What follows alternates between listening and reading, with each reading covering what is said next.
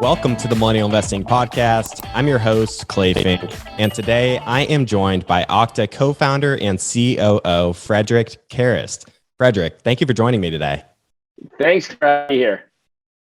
Frederic, let's get right to it. Now, you co-founded Okta in 2009, and today the company has a market cap of $20 billion.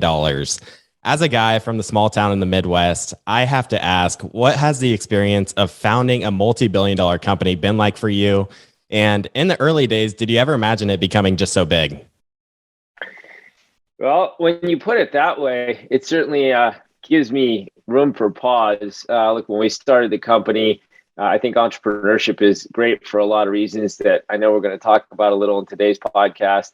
We saw a huge opportunity, my co-founder, Todd McKinnon, and I, to help organizations as they were adopting this new technology, which in 2009, when we started, was called Software as a Service, SaaS. It's now called Enterprise Cloud and has all sorts of other fancy terms. We thought it was a better way for most companies to consume most new technology, but they needed a better way of integrating all this. And we thought we had a good idea. Certainly, roll the clock forward. Today, there's 5,000 employees. It's $1.5 billion revenue business growing 50% plus year over year with 15,000 customers. I could not have written that. So if you'd given me all those stats when we started, I would have taken them in a heartbeat. But today it feels like we're in good shape, but I think there's a huge opportunity ahead, and that's what's very exciting for us. For those not familiar with Okta, could you give us just a quick rundown on what the company does in layman's terms? Okta is we're the global leader in enterprise identity. So there are two big components to our business. The first one is what we call workforce identity. So if you're an employee at a large organization or a sector of the government, you're using modern cloud technology. You're using maybe Gmail for email or Salesforce.com for CRM. Well, getting access to all that information and doing that in a very easy way as an employee, while at the same time making sure that it's very secure for the employer, is one of the things we do. So that's workforce identity management. That's about 2/3 of our business, growing just about 40% year over year. So it's a good business, and it's where we started, and that was kind of the core of it. The second part of our business has really taken off since we've been public over the last 5 years. I think when we went public, our total addressable market was about $18 billion. Today, that's quadrupled. But the customer identity management part of the business, that second part of the business, was actually zero when we went public. It wasn't even a thing. It's now grown to be about a $30 billion total addressable market. That is, digital transformation, the most overused term in the industry. What it really just means is everyone's trying to find a better way to interact with their customers, their partners, their vendors, their suppliers. So if you have a login to TrueBlue, the JetBlue affinity program, or you log into MLB.com to stream the World Series, or you go to a Disney entertainment park and you log in to check your tickets, all of that identity infrastructure, we run that as well. That's a big business for us. It's about 1/3 of our business now, up from about zero when we went public 5 years ago, growing 60, 70% year over year. And again, something that as more and more organizations just look to use the internet for more and more of their commerce, it's a huge opportunity for us out there. Yeah, it definitely seems like the markets you're operating in are becoming more and more of a need as you grow yourself. And, I mentioned you started Okta in 2009. You mentioned that the company now has 5,000 employees. So your role has obviously drastically changed as the company has grown. So I'm curious, what was the driving force for you to just stick with the company for so long and still be with them today?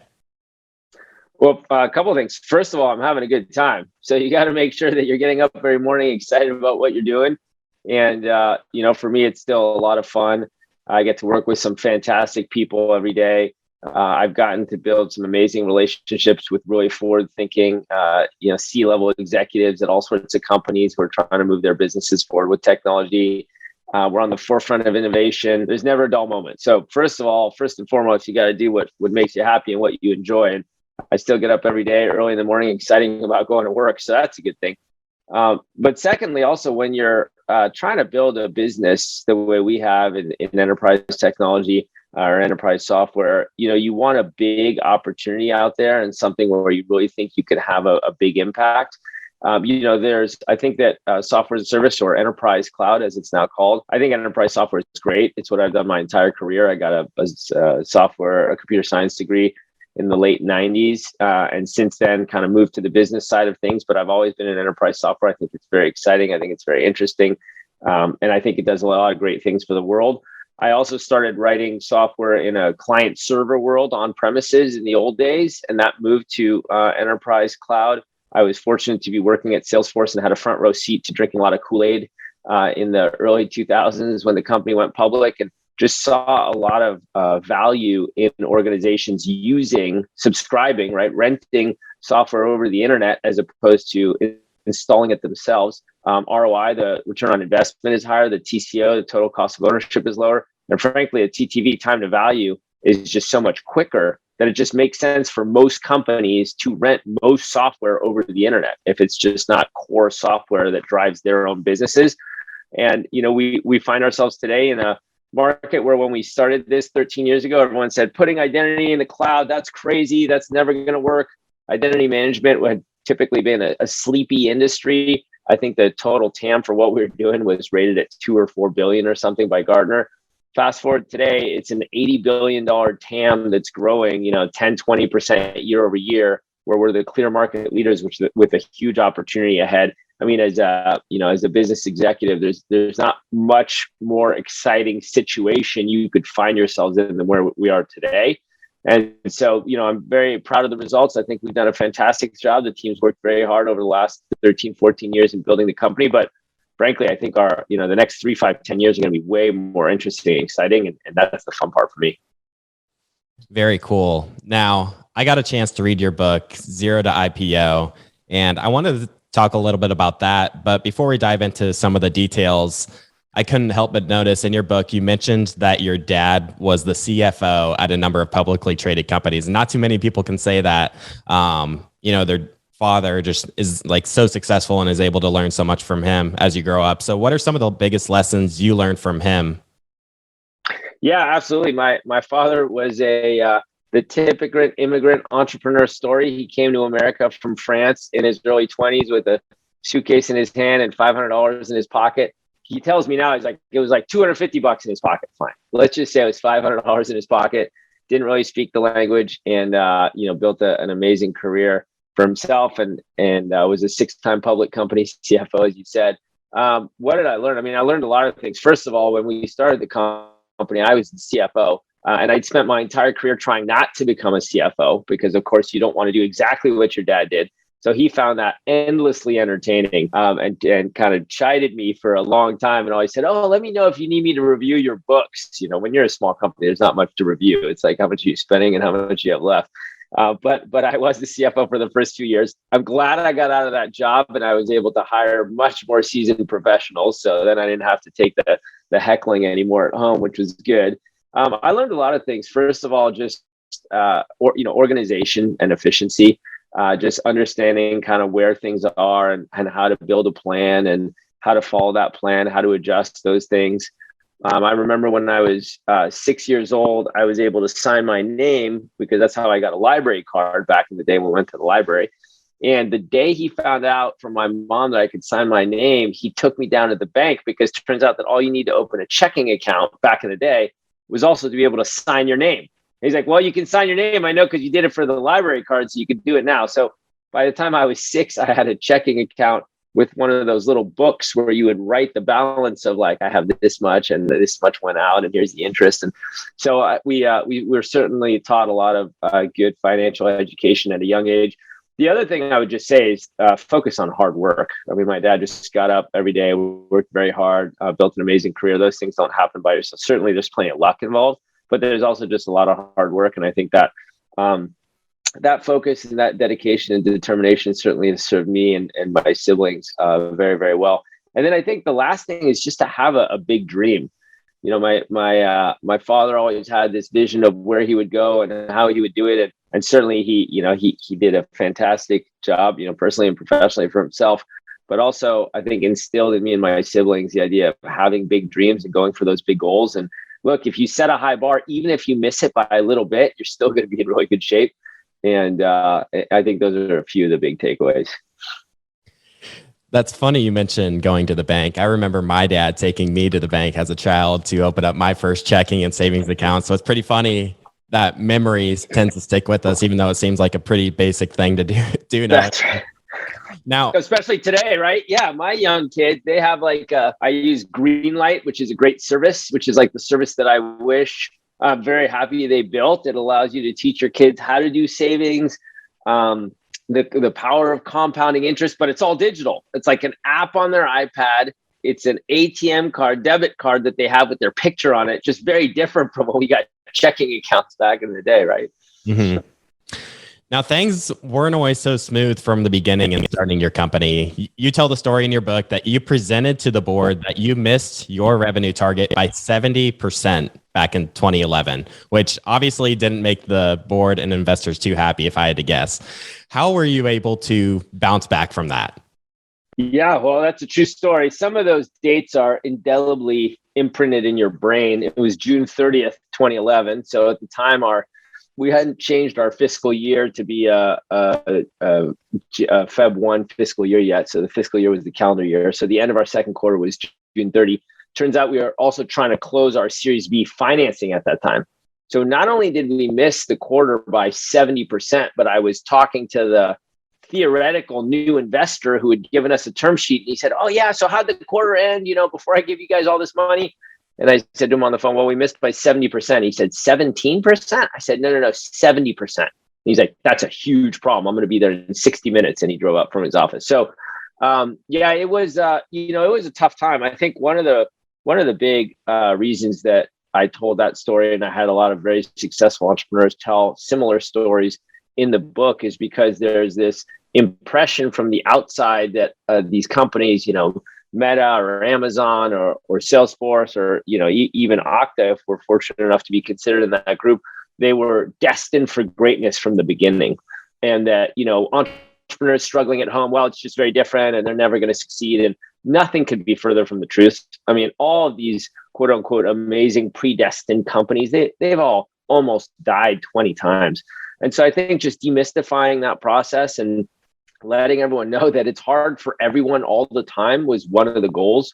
Certainly, I think in that situation, that was very, very hard. We were able to bounce. I mean, first of all, we almost didn't bounce back, to answer your question. 2011 almost was the end of the company. We were fortunate to raise that Series B round of financing thanks to David Wyden and Vinod Khosla and the team at Khosla Ventures, who really pulled through for us and did a great job. But we also had to kind of take a hard look in the mirror and figure some things out. It turns out we had one big piece of the puzzle wrong, which was our go-to-market strategy. We were focused on small and medium businesses who, first of all, don't pay you a lot of money. Second of all, didn't have a big identity management problem. Turns out the bigger problem was in the enterprise. And once we pivoted to that, and once we got a little more leadership on board, and it wasn't just me and Todd trying to do everything, those were two of the big reasons that things kind of turned around. But we almost didn't bounce back. It was almost, the defining moment, and we wouldn't be here talking about that, not talking about Okta anymore at this time.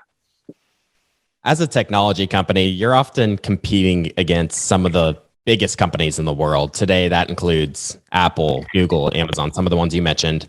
How are smaller companies like what Okta was in the past able to fend off competition that has what feels like unlimited pools of capital at their disposal? Yeah, in fact, the biggest one that we compete with, you didn't even mention, is Microsoft.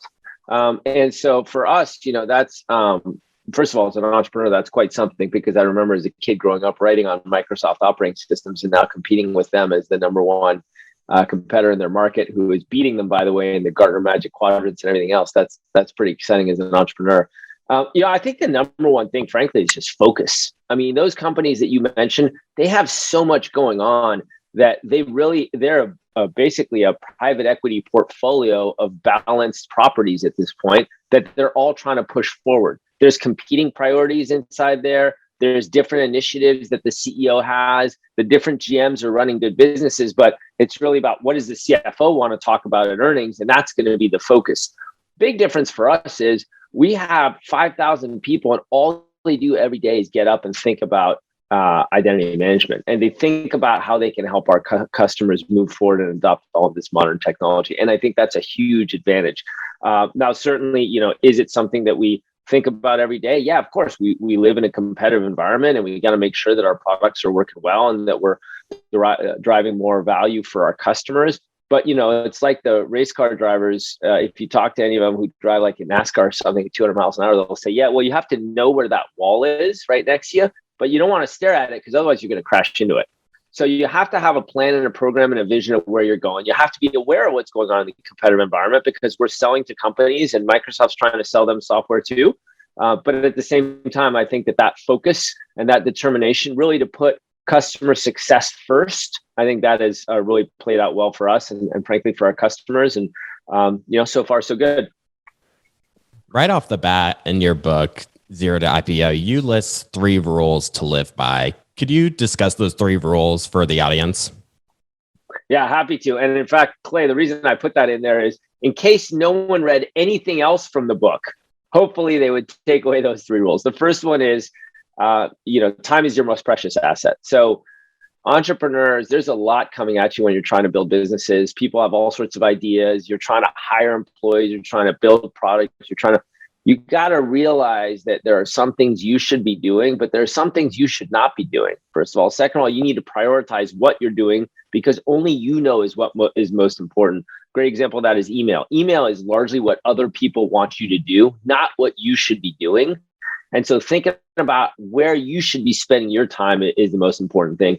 Right in line with that is number 2, which is keep the main thing the main thing. I had an amazing professor in grad school who gave me that very simple lesson. And I was like, wow, that's actually a pretty transformative. More than once a day when I'm in my office with other teammates, they will probably hear me say out loud, what is the most important thing I should be doing next? Because thinking about your priorities and again, trying to get rid of all the noise around that is the key to really getting anything done and locking in to get specific projects done. And then the last thing is about sales. Nothing happens till somebody sells something. I think, the CEO of yesteryear was a salesperson. The CEO of today or tomorrow is a technologist. What do technologists know? A lot about technology, but they don't realize that you can't just sit in an ivory tower and build something and, like the field of dreams, they will come. In a lot of situations, and particularly in the enterprise, you have to go out and sell that. And you're really going to only learn what you need to be building in detail when you start talking to prospects about what they need and what they want and how you're going to build that for them. I really like the point to keep the main thing the main thing. It reminds me of my co-host, Robert Leonard. He recently had Jay Papasan on the show, and he wrote the book, The One Thing, and just another brilliant book that hits on that brilliant idea. Now, many people might be wondering whether starting a company is right for them. What do you think are some of the key traits to being a successful entrepreneur and starting a company? Hey guys, I wanted to give a quick shout out to Trade Coffee for supporting the Investors Podcast Network. I've always had trouble finding fresh coffee at the grocery store because a lot of the time it has been sitting on the shelves for weeks and eventually goes stale. Trade Coffee sells the freshest roasted and ethically sourced beans from America's best local roasters. They deliver right to your doorstep with free shipping as often as you'd like. I got started with Trade by taking their simple quiz online. It was super easy as they asked me a few questions such as how I make my coffee, whether I'm a coffee expert or beginner, and if I add milk or cream to my coffee. The results matched me with the Nebula Dark Roast, and let me tell you guys, I cannot get enough of it. It was roasted right here in the US in Oakland, California, and it has a comforting and rich taste with added honey to help me satisfy my sweet tooth. Another reason I love Trade is because they support small businesses and ensure they're sourcing their beans from sustainable sources. Trade has delivered over 5 million bags of fresh coffee, and they have more than 750,000 positive reviews. If that isn't enough for you, Trade literally guarantees you'll love your first bag too, or they'll replace it for free. Right now, Trade is offering new subscribers a total of $30 off your first order plus free shipping when you go to drinktrade.com/TIP or click the link in the description below. That's more than 40 cups of coffee for free. Get started by taking their quiz at drinktrade.com/TIP and let Trade find you a coffee you'll love. That's drinktrade.com/TIP for $30 off your first order. Well, first of all, you got to want to do it. So more than anything else, there's it's kind of the big unknown. So going out there and realizing that you're the only one who's going to decide what's going to happen today or tomorrow or the day after that. thinking about the vision that you're going to have and that you're going to have to paint. We talked a little bit about sales just now, convincing a lot of amazing people to come along for the ride, whether that's investors who are going to give you their money, whether that's employees who are going to leave their cushy jobs at Meta and Amazon and everywhere else to come and join you for a piece of the vision in the future. Whether that's people, your landlord, are they even going to rent you the office space that you need because you might run out of money the next day? All those kinds of things are very important, and you need to get excited about that. The other thing is you need to have conviction. You need to have a vision and a plan of where you're going. And that doesn't matter. That works for whether you're trying to build a high growth technology company with $1 billion of revenue, or frankly, even open a bodega down on the corner.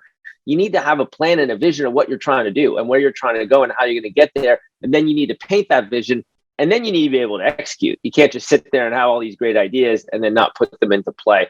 So there's a number of those different things. Look, I think if it is for you, I think the upside is amazing. I think it's a fantastic career. I think entrepreneurship has a lot of great skills and innately qualities that entrepreneurs get to benefit from. Things like self-determination and motivation and excitement and energy. And then frankly, you got to remember, entrepreneurship has basically created all the net job growth in the Western world over the last 50 years. Not only all the gross job growth, but also it's replaced all the jobs that we've lost from the dinosaurs of yesteryear. So it's a very important engine for the economy, and something that I think the more we can get information into people's hands and convert and give them the opportunity to be successful entrepreneurs, the better off we'll all be. Growing up, did you always want to be an entrepreneur? I often wonder whether some people are almost born for it, like it's almost in their DNA from the very beginning, or do you think many of these traits are self-taught along the way? This is I had a number of companies that I started when I was younger, and they all failed. When I was 7 years old, I started a aluminum can recycling business. So I would go to my neighbor's house, and for 5 cents, you could go down to the store and bring them your cans, and they'd give you a nickel for the recycled aluminum. And I had these posters. The poster said I was the can man. And I would walk around with my little cart, and I would split the 5 cents with my neighbors. So for every can, I get 2.5, they get 2.5 cents. I don't know how well that business went in the end, but that was the first one. Second one, I had a failed tennis racket restringing business in high school. I played a lot of tennis in France. It's one of the big sports. And I started restringing my own tennis rackets, and then I started restringing other people's tennis rackets, and that business didn't go very well either. So certainly I had plenty of failures to start off with. But no, I think it's something that that probably has always been in my blood. It's something I saw my dad do at certain points in his career. I had it in the extended family. There were some pretty good examples, and I thought it was interesting. So, don't get me wrong. I've worked at large organizations. When I joined Salesforce in 2002, there was about 100 people there. The company grew to be, 3,000 people plus when I left. So I saw a lot of, I learned a lot of good things there as well. I made some great friends and some great, frankly, professional mentors who I still speak with very frequently today. But I do think it's one of those things that I'm probably, it's a defective gene that I have that I'm not going to be able to get rid of. For those who are bold enough to start a business that disrupts the status quo of an industry, how much better does the product have to be over what currently exists in the market? Yeah, that is a very good point. And I'm glad you bring that up. People think that if they come up with a widget that is 5% or 10% better, that's going to be a great way to move the dial, and people are going to get excited about that. The reality is they aren't. You have to come up with something that is an order of magnitude more effective, efficient, that return on capital, driving business, whatever it is, to really move the needle and have any chance. Look, if you come to me and you tell me that, everyone complains all the time about their iPhone battery. If you came and gave me an iPhone battery that was 10% better, that's not something that anyone's going to invest in. If you showed up and said, I can triple the length of the iPhone battery, I bet Apple will listen. So you really have to think about what is that massive step function, not just that rounding error that you're going to be able to add to that business. You co-founded Okta with John McKinnon. While starting a company with two people can be much more manageable than doing it alone, going at it alongside someone can bring its own issues as well. So how did you know that John was the right person to partner with? Yeah, my co-founder Todd McKinnon is amazing. He and I met a long time ago, way before we decided to go into business together. The data is very clear for founding teams. I think Professor Ed Roberts, who's a professor of mine at MIT, came out with one of the seminal studies on this, indicating that really ideal founding teams are between 2 and 4 people. At one person, it's just too hard. The ups and the downs, and there's no one to bounce anything off. And then I think at 5 people plus, there's just too many people. There's too many cooks in the kitchen, right? You can't really get anything done or make any decisions. So there was 2 of us as co-founders. Today we still run the company together, and it's going very well. Certainly, we have been in business for 13 years now, so I spent a lot of time with Todd.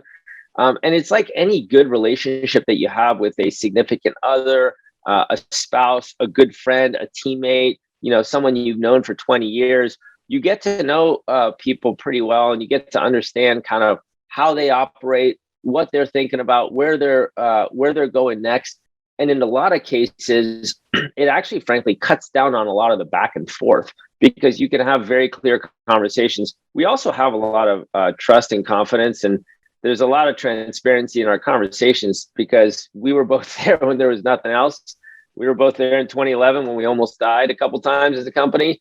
So at this point, I think the other person gets a lot of credit, and the conversations are very high bandwidth, and there's a lot of trust that the other person is doing what they should be doing, and so forth. So it's a very good relationship. I've been very fortunate to work with Todd for the last 13, 14 years. He's done an amazing job as the CEO of the company. And I couldn't have picked a better co-founder if I tried. I love that. And I just can't help but wonder how people like Elon Musk and Jeff Bezos are able to oversee and run so many successful companies and really not even feel like they're skipping a beat. Yeah, that is a great point.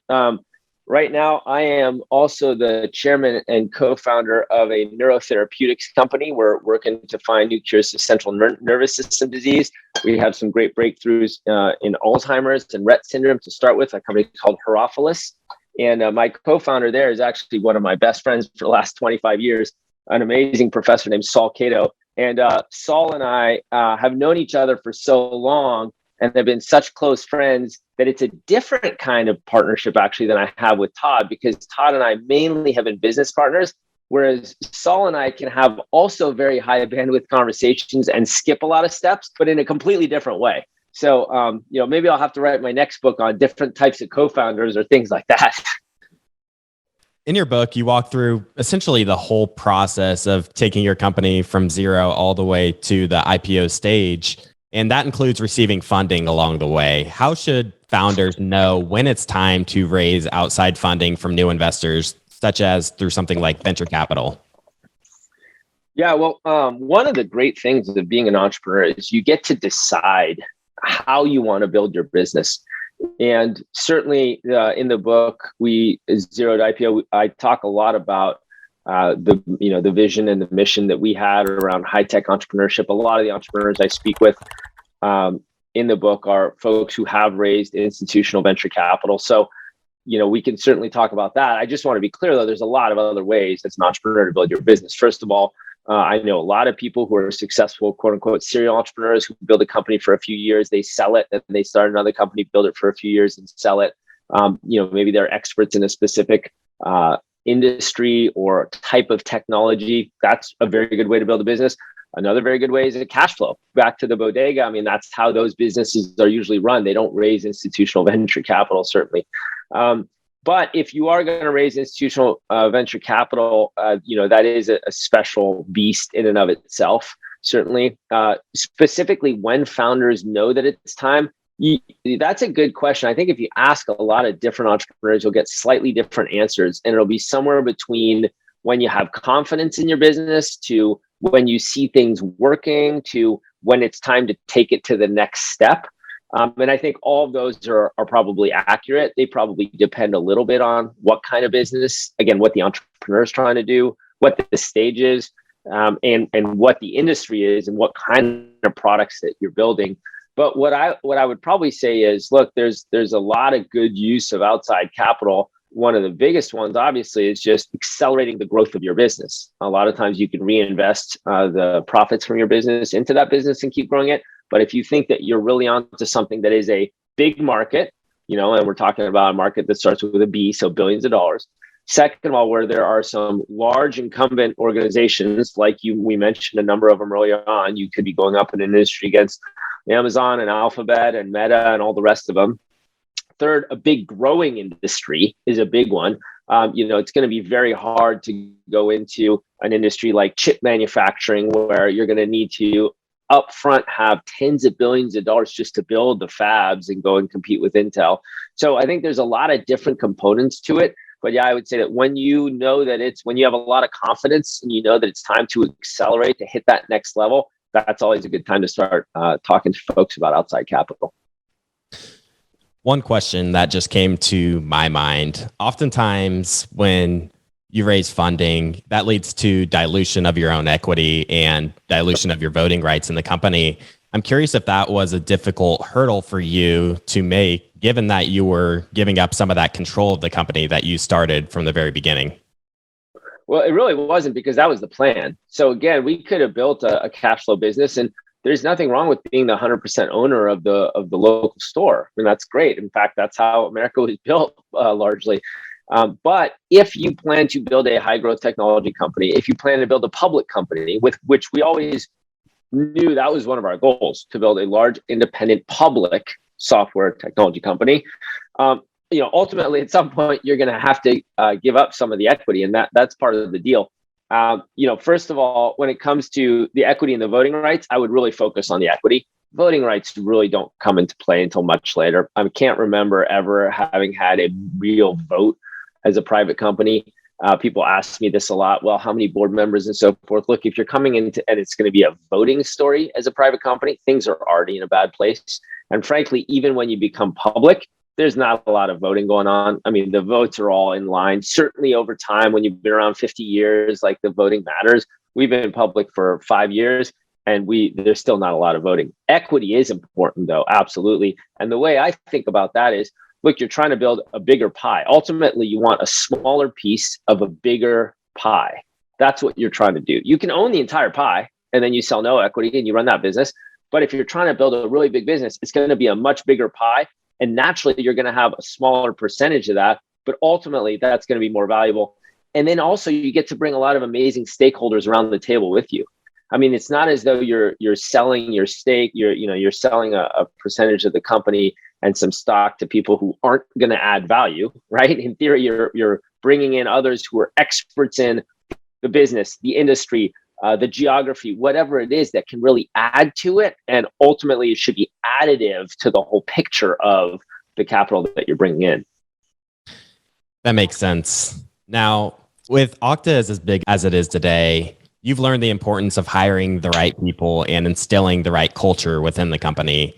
And you've obviously developed to be a very effective leader yourself, given your company's success to date. I'm curious what your biggest lessons are that you've learned over the years on what it takes to be an effective leader. You talked about it first and foremost, right? It's people.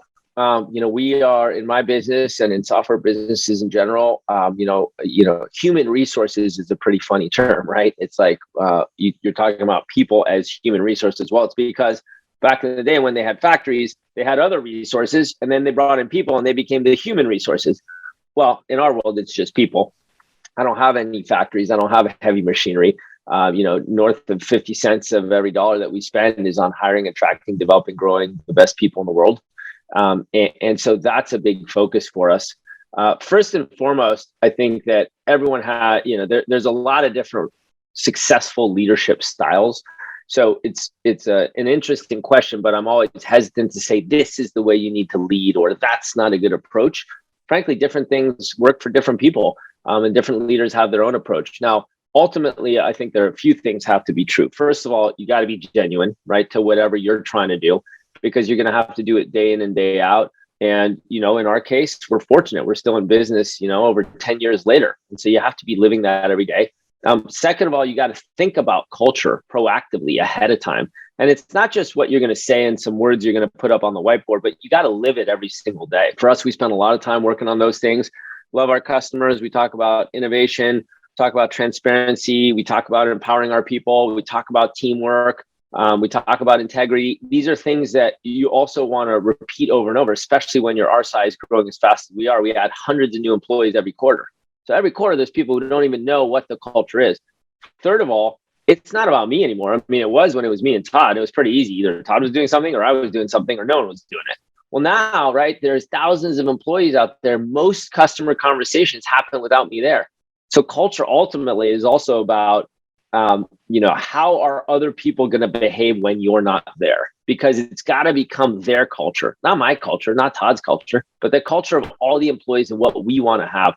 So now the last point I'll make is, for me personally, I just try and hire the best people I can, and I try and give them as much room to run as I can.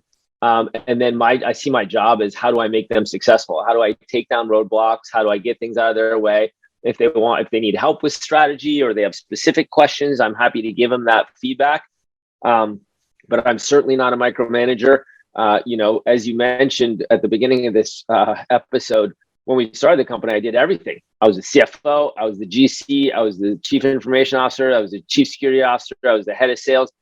Now I have none of those jobs, by the way, and we are that much more successful. Why? Because I was able to find amazing professionals, much more successful and focused on all those areas than I am. I was able to convince them to come and join our company and to run these big parts of and I could not be happier. And for all stakeholders, that makes us all much more successful as a group. Now, on our show, we talk about stocks and the stock market quite a bit. So I can't help but mention how Okta stock has performed over the last couple of years. And it's, moved alongside any other tech stocks. Pre-COVID, the stock was trading north of $130 a share, rose all the way to nearly $300 and now sits around $125. With how big your company is, how are you able to help tune out just the massive volatility in the stock market out of the company and make sure that people are focused on the day-to-day operations? Yeah, absolutely. I mean, that's one of the things of being a public company, right? Is there's a stock market out there and there are the vagaries of the stock market. So I think there's a few things to that. First of all, specifically to this stock market, look, it's a pendulum that swings back and forth, and it swings from, especially if you're in a high growth technology company, it swings from growth to profitability and back to growth. Interest rates are involved. Certainly right now, there's a lot of external factors with a massive war that's still going on in Russia and Ukraine, unfortunately, that's impacting a lot of things. So, as a high growth company, I think we have a very good plan that we've laid out to the street that I'm very confident in, of FY26, where we'll have $4 billion of revenue that will be growing 35% plus each year from now until then. And that when we get there, it'll be 20% plus, FCF margins. And I feel really good about that. I think that's a great place to be. And we're tracking very well to that. And, frankly, if we do that, it will be exceptional success. So that's the first thing at the macro level. When you double click into the stock price, you can't look at the stock price every day. I mean, it's not helpful. First of all, there's only 2 days when the stock price matters. It's the day you buy and the day you sell. And I tell everyone, look, when you're coming to Okta, we're going to pay you well because you need to put a roof over your head. You need to send your kids to college. Like, life's expensive. We understand that. But also, you're basically buying low. And whether that's $130 or $300, look, I'm not going to be a prognosticator of stock. If I were, I would have a different job. I'd be on Wall Street. But, I'll tell you that if you're going to buy and hold this stock for 3 or 5 or 10 years, you're going to do very well. Had you bought the stock when we went public in April of 2017, today it would be, even at $125, that's a 700% return. I feel pretty good about that for shareholders overall. So, you got to think about, the final thing is, when I talk to prospective employees about this, I said, look, you have to believe in the long-term vision. It doesn't matter. I mean, otherwise you're going to be day trading. I think our long-term vision is very, very good. I think the markets that we're in are very big markets. I think the tailwinds that we're riding right now, the massive trends of, number one, hybrid IT transformation, number two, digital transformation, everyone adopting more digital technology to better interact with their customers, partners, vendors, suppliers. Number three, the underpinnings of zero trust security, which are now prevalent everywhere. These are very big waves. They are in the early innings, and we are very well positioned to capitalize on them. again, I'm very excited about the progress we made. Look, $1.5 billion revenue, 5,000 employees in 12 years. I'll take that in a heartbeat. But if I roll the clock forward, these markets are $80 billion and growing fast. We're the clear leader. There's a lot of incumbent legacy on-premises software that needs to be ripped and replaced over the next decade. And I'm very excited about the opportunity that we have in the markets we're in. So yeah, I mean, the stock market is a real deal. And if you're a public company, you got to deal with that. But overall, I'm very excited about the position we're in today. Very exciting. Frederic, thank you so much for coming onto the show. Congratulations with all of your success with Okta and the launch of your new book. If you enjoyed this conversation, for those of you in the audience, check out his new book, Zero to IPO. Before we close out the episode, I'd like to give you, Frederic, the opportunity to give any closing thoughts and a handoff to your book.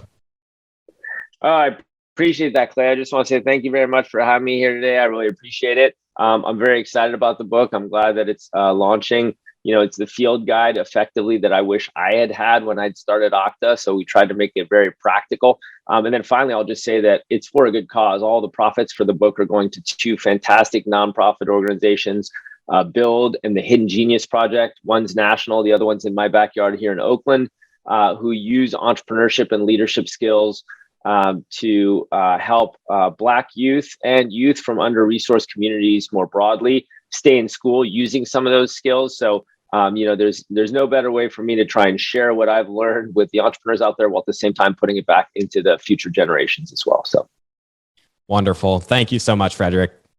Thanks, Clay. Have a good day.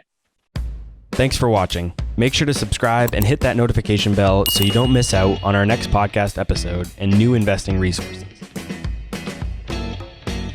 What are your takeaways and thoughts about this discussion? Let us know in the comments section below.